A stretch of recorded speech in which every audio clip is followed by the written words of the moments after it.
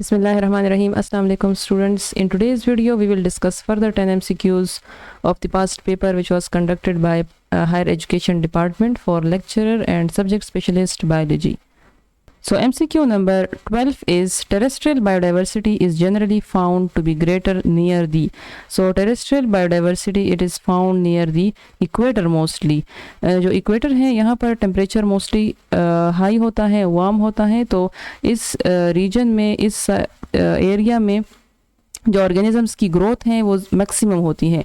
Equator से above और उससे जो साइड्स पर हैं तो वहाँ पर कोल्डर रीजन्स हैं, वहाँ पर फिर उनकी पॉपुलेशन कम होती जाती है और उनकी ग्रोथ कम होती है because of the lower temperature.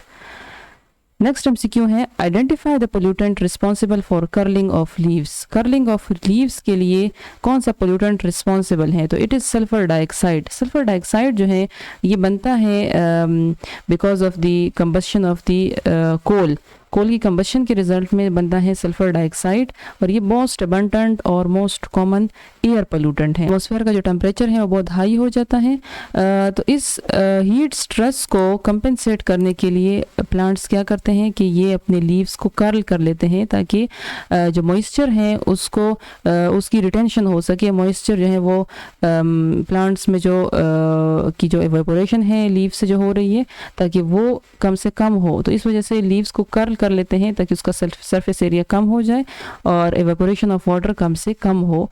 To compensate the heat they carry out the curling of leaves.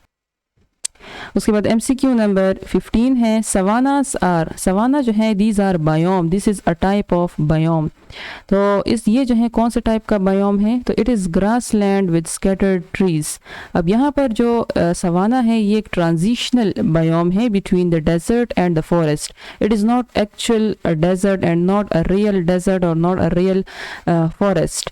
यहाँ पर जो ट्रीज़ हैं वो जगह जगह पर स्कैटर्ड होते हैं, तो एक क्लोज कैनोपी वो नहीं बनाते, और इसमें से डेजर्ट भी हैं और जगह जगह पर प्लांट्स भी होते हैं. तो इस वजह से सवाना जो है एक ट्रांजिशन है. ग्रासलैंड्स भी हैं with scattered trees, not a dense forest, not the tropical red forest और grassland with closely grown trees. तो यहाँ पर जो ट्रीज़ की ग्रोथ होती है वो क्लोजली नहीं होती. ट्रीज़ की जो ग्रोथ होती है वो जगह जगह दूर दूर इस तरीके से प्लांट्स जो ट्रीज़ हैं वो स्कैटर्ड होते हैं. MCQ नंबर 16 है polymorphism is a characteristic of phylum. तो पॉलीमॉर्फिज्म जो है this is the existing of one species in more than one form. तो ओबेलिया जिस तरीके से एग्जांपल है फाइलम नाइडेरिया की, सीलेंट्रेट्स इसको बोलते हैं, सीलेंट्रेट्स भी. Coelenterate is the only one and only member included in grade Bilateria, having two layers, ectoderm and endoderm. तो polymorphism जो है इसकी एग्जांपल है Obelia. Obelia belongs to phylum Cnidaria और या फाइलम सिलेंट्रेटा. ओबेलिया जो है इसमें से हमारे पास टू फॉर्म्स हैं, मेड्यूसी फॉर्म्स हैं, मेड्यूसी और पोलिप्स हैं. तो पोलिप जो है ये फीडिंग जोइड है और मेड्यूसी जो है ये सेक्सुअल जोइड है. इससे मेड्यूसी सेक्सुअल जोइड है. इसके रिजल्ट में एग्स और ओवा बनते हैं which swim inside the water and meet together to form a zygote. Zygote then form polyp. उसके बाद MCQ नंबर 17 है a species that can inhabit different geographical areas is known as. तो geographically जो species जिनकी geography जिन species की different होती हैं उन स्पीशीज़ को बोलते हैं एलोपेट्रिक स्पीशीज़. और ये जो स्पीशीज़ हैं क्योंकि इनकी जोग्राफी डिफरेंट होती हैं इस वजह से इनमें मैटिंग के जो चांसेस हैं वो बिल्कुल ना होने के बराबर या ज़ीरो होते हैं. तो मैटिंग यहाँ पर नहीं होती although these are of the organisms of the same species, लेकिन कि जोग्राफिकल एरिया जोग्राफिकल डिस्ट्रीब्यूशन की इतनी ज़्यादा है कि उसके रिज़ल्ट में स्पीशीज़ जो है वो मेट नहीं कर सकते.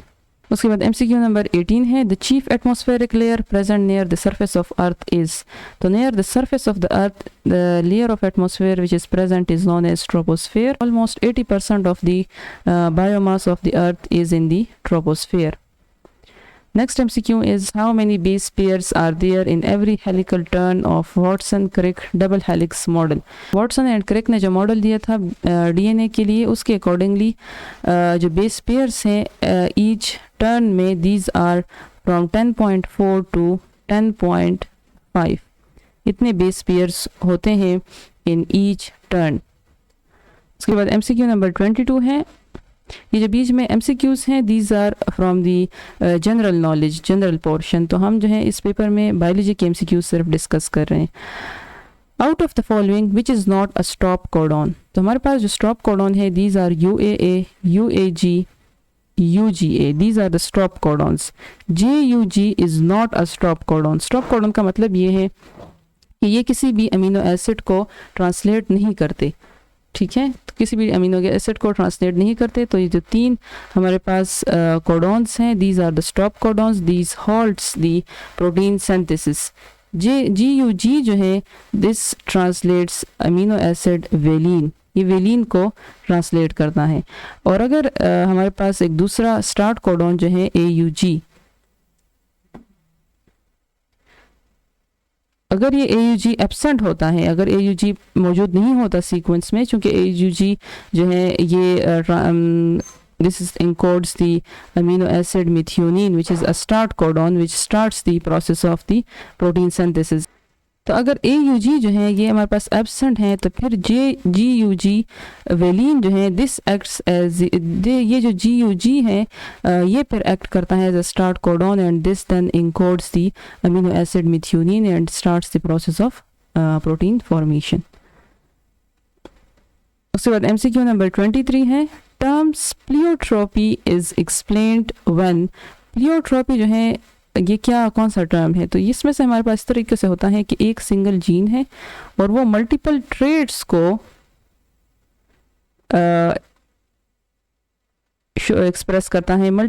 तो अब यहाँ पर इसमें से इन्होंने जो ऑप्शंस दिए हुए हैं इसमें से ये है कि single allele affects multiple phenotypic traits. तो this is the correct option कि कोई भी सिंगल जीन है या सिंगल एलील है और ये मुख्तलिफ किस्म के हमारे पास फिनोटिपिक ट्रेड्स को अफेक्ट कर रहा है या उनको एक्सप्रेस कर रहा है। उसके बाद नेक्स्ट MCQ है बर्ड्स वर्टिब्रे आर। बर्ड्स के जो वर्टिब्रे हैं दीज आर हेट्रोसिलस। हेट्रोसिलस का मतलब है कि इनकी जो वर्टिब्रे हैं these are of the saddle shape, इस सैडल शेप का इनके वर्टिब्रे होते हैं। एसिलस का जो वर्टिब्रे हैं these are mostly found in the mammals. Amphicoelous are mostly found in amphibians.